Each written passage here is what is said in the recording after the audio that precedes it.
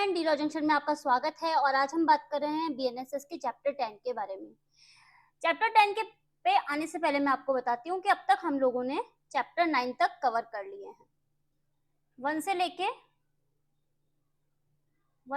9 तक हमने chapters cover कर लिए हैं बीएनएसएस के, ठीक है। और बीएनएस की हमारी कंप्लीट सीरीज जो है वो यूट्यूब पे अवेलेबल है, ठीक है। और ये हमारी कंटिन्यू चल रही है, ठीक है। तो जिन जिन लोगों ने अभी तक बीएनएसएस की सीरीज को देखना स्टार्ट नहीं किया है वो जाके बीएनएसएस की सीरीज को देख सकते हैं, और जिन्होंने बीएनएस की सीरीज जो अभी तक कंप्लीट हो चुकी है उसको नहीं देखा है तो आप उसको देख के इसको कंप्लीट कर सकते हैं, ठीक है। आज हम जिस चैप्टर की बात करेंगे वो है चैप्टर 10। चैप्टर 10 किस बारे में बात करता है? पत्नी, संतान और माता पिता का भरण पोषण, यानी कि करता है मेंटेनेंस की बात। ये वही चैप्टर है जो होता था सीआरपीसी में होता था चैप्टर 9, ठीक है।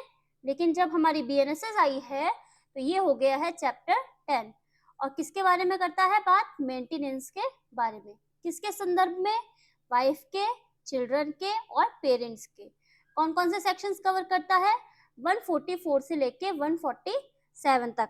लेकिन जब हम सीआरपीसी की बात करते थे तो आते थे सेक्शन 125 से लेके 128 तक, ठीक है।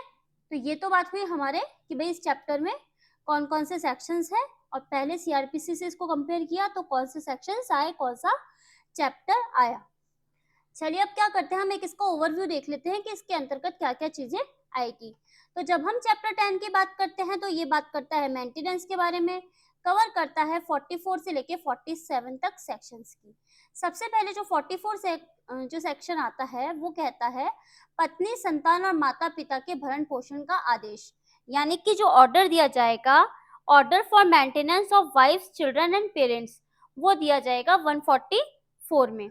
फिर 145 में इसका प्रोसीजर दिया जाएगा, और फिर इसके जो भत्ते वगैरह होते हैं उनमें किसी भी तरीके का अगर कोई चेंज वेंज करना है तो वो आ जाएगा सेक्शन 146 के अंतर्गत, ठीक है। यानी कि अल्टरेशन इन अलाउंस के बारे में जो बात करता है वो करता है 146। और जो 147 बात करता है वो करता है कि भाई enforcement of order of maintenance, यानी भरण पोषण के जो आदेश वगैरह दिया जाता है उसको एनफोर्स कैसे किया जाएगा, उसका प्रवर्तन कैसे किया जाएगा। तो चलिए बात करते हैं सबसे पहले वाले सेक्शन की। तो देखिए क्या बोल रहा है कि ये वही सेक्शन है जो सीआरपीसी का होता था 125 अपने आप में एक बहुत बड़ा सेक्शन है, और बेसिकली ऑर्डर जो किसमें दिया जाता है वो ऑर्डर इसी के अंतर्गत दिया जाता है, यानी कि 144 में ऑर्डर दिया जाएगा। तो सबसे पहले बात करता है पत्नी, संतान और माता पिता के भरण पोषण का आदेश, यानी जो ऑर्डर दिया जाएगा वो वाइफ के लिए, पेरेंट्स के लिए और चिल्ड्रन के लिए दिया जाएगा। सबसे पहले बात करता है कि यदि पर्याप्त साधनों वाला व्यक्ति, मतलब जिसके पास सफिशिएंट क्या होते हैं, साधन होते हैं, वो सब चीजों की व्यवस्था कर सकता है, वो व्यक्ति क्या करेगा? अपनी पत्नी का यानी कि वाइफ का जो अपना भरण पोषण करने में असमर्थ है, ऐसी पत्नी जो अपना भरण पोषण नहीं कर सकती, अपना गुजारा नहीं कर सकती है, उसके लिए क्या करेगा? भरण पोषण की व्यवस्था करेगा। पत्नी का जो अपना भरण पोषण करने में असमर्थ है, यानी कि अपना मेंटेनेंस करने में वो असमर्थ है, उसके पास ऐसे साधन उपलब्ध नहीं है, तो उसके लिए करेगा। सेकंड हो गई संतान। अब संतान कौन सी होती है? धर्मज भी हो सकती है और अधर्मज भी हो सकती है, विवाहित भी हो सकती है और अविवाहित भी हो सकती है, ठीक है। फिर एक और संतान का कॉन्सेप्ट दे रखा है कि धर्मज या अधर्मज, लेकिन यहाँ पे इन्होंने विवाहित पुत्री नहीं लिखी है, क्योंकि जब विवाह हो जाएगा तो क्या ऐसा माना जाता है कि जो पति होता है वो अपनी पत्नी का क्या करता है? भरण पोषण करता है। तो जब विवाहित हो जाएगी पुत्री तब ये बात कर रहा है कि कॉन्सेप्ट की कि जब विवाहित पुत्री नहीं है, यानी कि तभी करेगा जब विवाहित पुत्री नहीं है। अगर वो पुत्री विवाहित हो जाएगी तो उसका पति उसका भरण पोषण करेगा। और अगर वो मेजर है, देखिए यहाँ पे तो माइनर की बात की जा रही है, यहाँ पे मेजर की बात की जा रही है कि ऐसा मेजर जो अपना भरण पोषण नहीं कर सकता है तो उस व्यक्ति का, उस संतान का भी कौन भरण पोषण करेगा? उसका पिता उसका भरण पोषण करेगा। या फिर क्या होता है, वो शारीरिक या मानसिक असमर्थता के कारण अपना भरण पोषण नहीं कर सकता तो भी कौन करेगा? उसका पिता उसका क्या करेगा? भरण पोषण करेगा, उसका मेंटेनेंस करेगा। अब ये बोल रहा है कि जो माता पिता होते हैं उनका भरण पोषण। तो ये 3 बात हो गई। सबसे पहले हो गई पत्नी का, सेकंड बात हो गई संतान की, जो होगी धर्मज या अधर्मज। फिर संतान की बात कर रहा है धर्मज अधर्मज, जो विवाहित पुत्री नहीं है। और जो डी पॉइंट था वो ये बोल रहा है कि माता पिता का भरण पोषण, यानी कि बात की जा रही है पेरेंट्स की।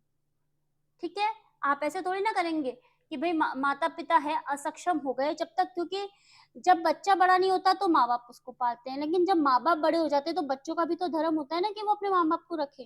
तो ये वाला कॉन्सेप्ट यहीं से आया है कि भाई माता पिता का भरण पोषण, वो इतने बुजुर्ग हो चुके हैं कि भाई वो अपने लिए कमाने नहीं जा सकते, अपना काम खुद नहीं कर सकते, तो बच्चों की जिम्मेदारी वहां पे हो जाती है कि वो अपने माता पिता का इस तरीके से भरण पोषण करें।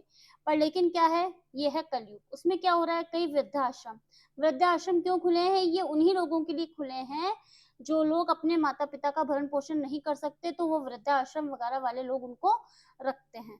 ठीक है, तो ये वृद्धाश्रम का कॉन्सेप्ट किन लोगों ने दिया है, उन लोगों ने जो अपने माता पिता का भरण पोषण नहीं कर सकते हैं। ठीक है ना, लेकिन अभी हमको इस टॉपिक पे बात नहीं करनी है क्योंकि ये बहुत वाइड टॉपिक हो जाएगा। तो अभी हम ये बात करेंगे कि यदि कोई अपने पेरेंट्स का, अपने माता पिता का भरण पोषण करने से इनकार कर देता है तो कौन करेगा, जेएम फर्स्ट, यानी कि जो न्यायिक मजिस्ट्रेट फर्स्ट क्लास होता है, उपेक्षा साबित होने पर, ऐसा साबित हो गया कि उस व्यक्ति ने नेग्लिजेंस करी है, जितना आवश्यक हो, जो मजिस्ट्रेट को सही लगे, जो मजिस्ट्रेट को सही लगेगा वो आदेश दे सकेगा। उसके बाद इसमें दे रखा है 3 परंतु। परंतु क्या बोल रहे हैं, मजिस्ट्रेट बी पॉइंट के अकॉर्डिंग पुत्री के पिता को वयस्क न होने तक भत्ता देने को कहेगा, कि वो पुत्री जब तक वयस्क नहीं हो रही तब तक उसको क्या कहेगा, भत्ता वत्ता देगा। मजिस्ट्रेट को लगे कि पुत्री के पति के पास अगर पर्याप्त साधन नहीं है तो भी उसको भत्ता देने के लिए कह देगा। परंतु बी पॉइंट क्या कहता है कि मजिस्ट्रेट आदेश दे सकता है कि कार्यवाही लंबित रहने के दौरान, मतलब कोर्ट में केस चल रहा है उस दौरान, पत्नी यानी कि वाइफ, संतान यानी कि चिल्ड्रन, माता पिता यानी कि पेरेंट्स को मासिक भत्ता या कार्यवाही का व्यय दे। मतलब जब तक प्रोसीडिंग चल रही है तो मजिस्ट्रेट आदेश दे देगा कि आप इनमें से जिसके खिलाफ भी केस चल रहा है उसको आप क्या दोगे, कार्यवाही के लिए व्यय वगैरह दोगे, भत्ते वगैरह दोगे, और इतने देंगे जितने के मजिस्ट्रेट को उचित लगते हैं। मजिस्ट्रेट को कैसे उचित लगेंगे, ये तथ्य का प्रश्न होता है, परिस्थितियों पर निर्भर करता है। सी पॉइंट कहता है कि पॉइंट बी के अंतरिम भरण पोषण के लिए मासिक भत्ते का निपटारा, कार्यवाही के जो व्यय वगैरह होते हैं, ऐसे आवेदन की सूचना की तामील से 60 दिन के अंतर्गत ऐसे मामले को निपटाया जाएगा।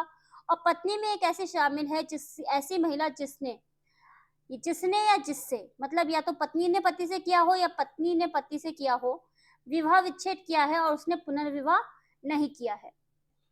अब आता है प्रश्न कि भत्ता कब से दिया जाएगा।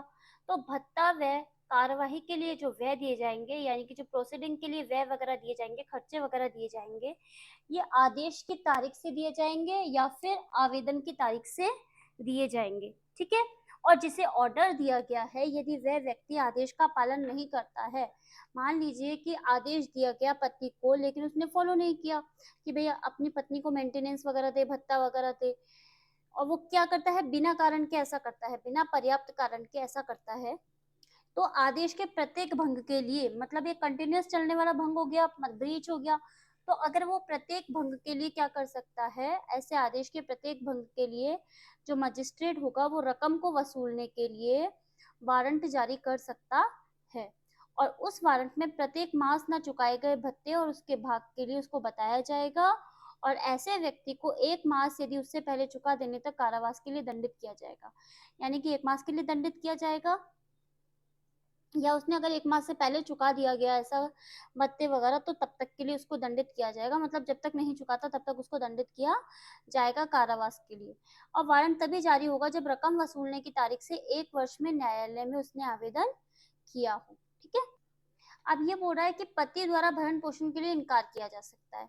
ठीक है, यदि पति साथ रहने को कहता है और पत्नी कहती है कि मैं तुम्हारे साथ नहीं रहूंगी, और किस आधार पर, बिना न्यायोचित कारण के, मतलब कोई भी युक्त कारण नहीं हो, कोई भी उचित कारण नहीं हो, और वो कहती है कि मैं तुम्हारे साथ नहीं रहूंगी, तो पति क्या कह सकता है, मेंटेनेंस नहीं देने के लिए उसको कह सकता है।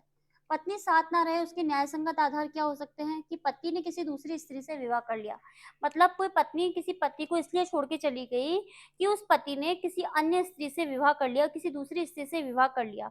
तो क्या ऐसी पत्नी अपने पति को मतलब इस तरीके से देख सकती है कि वो किसी और पत्नी के संग रह रहा है? तो इसलिए वो बिना क्या करी, उसको बिना बताए अगर उसको छोड़ के भी चल जाती है तो ये उसके लिए युक्त कारण माना जाएगा। अब पति रखेल रखता है, पत्नी के होते हुए रखेल रख रहा है, मतलब कोई दूसरी स्त्री भी पत्नी के रूप में नहीं रख रहा, किसी गलत तरीके से उसको रख रहा है, ठीक है।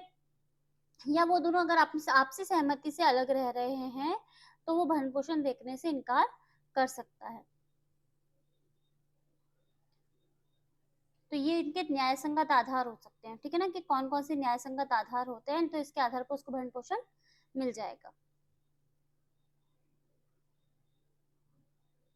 अब कौन सी परिस्थिति जब पत्नी भरण पोषण प्राप्त नहीं कर सकी, अगर वो एडल्ट्री में रह रही है, मतलब जारता की दशा में रह रही है, बिना किसी पर्याप्त कारण के अलग रह रही है, या आपसी सहमति से दोनों अलग हो गए हों, तो इन कारण उसको भरण पोषण नहीं मिलेगा। और मजिस्ट्रेट आदेश को रद्द कर सकता है यदि 4 पॉइंट कवर हो रहा है। मगर अगर ऐसा इस वाला पॉइंट कवर हो रहा है तो मजिस्ट्रेट आदेश देगा कि भाई उसको आदेश को वो रद्द कर देगा, कैंसिल कर देगा। अब आ जाते हैं हम प्रोसीजर की तरफ। क्या बोल रहा है कि सेक्शन 144 इसमें ऑर्डर दिया गया था, भरण पोषण की कार्रवाई यानी प्रोसीडिंग उस जिले में होगी जहां पर वह यानी कि वो व्यक्ति, वह या उसकी पत्नी यानी कि उसकी वाइफ अंतिम बार पत्नी भी रही हो, माता पिता रहे हो या फिर उसकी संतान रही हो, यहाँ जहां उसके माता पिता साथ में रहते हैं वहां पे क्या कर सकती है, कार्रवाई चल सकती है। उस व्यक्ति की या उसके अधिवक्ता की उपस्थिति में लिया जाएगा। सम्मन मामलों की रीति का पालन होगा, मतलब कौन सा प्रोसीजर फॉलो होगा यहाँ पे, या में सम्मन जो केसेस होते हैं उसका प्रोसीजर फॉलो होगा। परंतु यदि कोर्ट को लगे कि जानबूझकर वो तामील से बच रहा है, न्यायालय में हाजिर होने की उपेक्षा कर रहा है, तो वहां पे वो एक्स पार्टी ऑर्डर जारी कर देगा, एक पक्षीय आदेश दे देगा। और इस तरह का आदेश पर्याप्त कारण होने पर 30 दिन के अंदर अपास किया जा सकेगा। मतलब उसके पास युक्त कारण है जिसकी वजह से वो पालन नहीं कर सका, तो फिर उसको 30 दिन का समय दिया जाएगा और उसको ऐसा अपास कर दिया जा सकेगा एक पक्षीय आदेश को। अब हम बात करते हैं भत्ते में परिवर्तन की बात कर रहा है, यानी कि चेंजेस की बात की जा रही है। परिस्थिति में परिवर्तन होगा तो भत्ते में परिवर्तन हो जाएगा। और मजिस्ट्रेट को लगे कि आदेश सक्षम सिविल न्यायालय के विनिश्चय के फलस्वरूप रद्द या परिवर्तन हो सकता है तो उसको कैंसिल कर सकेगा। यानी सिचुएशन चेंज होगी तो भत्ते में परिवर्तन हो जाएगा। मजिस्ट्रेट को लगेगा कि ऐसा आदेश रद्द कर देना चाहिए तो वो रद्द कर देगा। और सेक्शन 144 का ऑर्डर महिला के पक्ष में दिया है, और यदि मजिस्ट्रेट को लगता हो कि महिला ने तलाक के बाद ऐसा पुनर्विवाह कर लिया यानी कि उसने रीमैरिज कर ली है, तो ऐसा आदेश भी रद्द हो जाएगा, कैंसिल हो जाएगा। और जब किसी स्त्री ने ऐसी स्त्री मतलब कोई राशि वगैरह थी वो रूढ़ी वगैरह के अधीन कोई प्राप्त कर ली हो तो भी आदेश निरस्त हो जाएगा, कैंसिल हो जाएगा। मतलब कि उस रूढ़ी के अकॉर्डिंग वो जो मेंटेनेंस वगैरह की राशि थी वो उसको प्राप्त हो गई तो वो जो ऑर्डर होगा वो कैंसिल हो जाएगा। फिर बोलता है जब भत्ता लेने वाली महिला ने स्वेच्छा से अभ्यर्पण कर दिया तो आदेश, महिला खुद कह रही कि मुझे किसी तरीके का कोई मेंटेनेंस नहीं चाहिए, मुझे बस केवल छुटकारा चाहिए इस आदमी से, तो वो क्या करेगा, तो भी ऐसा आदेश रद्द हो जाएगा। अब गणना की बात करते हैं कि भरण पोषण, अंतिम भरण पोषण और मासिक भत्ता का संदाय किस तरीके से किया जाएगा। यानी मेंटेनेंस, इंटरिम इंटरिम जो होता है पोषण वगैरह वो दिया जाता है, वो मासिक भत्ता यानी जो महीने में दिया जाता है वो, उसका जो संदाय होगा मतलब किस तरीके से वो दिया जाएगा। तो वसूली के लिए डिक्री करने के समय सिविल न्यायालय उस राशि को भी गिनेगा जो इस तरह के आदेश को फॉलो करते समय उस व्यक्ति को दिया जा चुकी है। मतलब अगर उस इस कार्यवाही में उसने किसी भी तरीके का कोई लाभ प्राप्त किया है तो वो भी उसके अंतर्गत काउंट किया जाएगा। अब ये बात कर रहा है भरण पोषण के आदेश का प्रवर्तन कैसे किया जाएगा, एनफोर्समेंट कैसे किया जाएगा इसका। तो क्या बोल रहा है, भरण पोषण के आदेश की एक प्रति मतलब जो ऑर्डर की कॉपी होती है जिसके पक्ष में ऑर्डर दिया गया है उसको या उसके संरक्षक को फ्री में दी जाएगी, मतलब बिना किसी राशि के, कोई बिना कोई पैसे वैसे लिए उसको फ्री में दी जाएगी। आदेश का जो प्रवर्तन होगा, एनफोर्समेंट होगा उस स्थान पर होगा जहां पर वो ऑर्डर दिया गया है। और भरण पोषण की राशि जो होगी, रकम वगैरह जो होगी वो जुर्माने के रूप में वसूल की जाएगी। देखिए ये वाला जो पॉइंट होता है ना, ये हमारे लिए इंपॉर्टेंट होता है कि जो भरण पोषण की राशि होती है उसको किस रूप में लिया जाता है, तो यहाँ पे ये क्वेश्चन बन जाता है।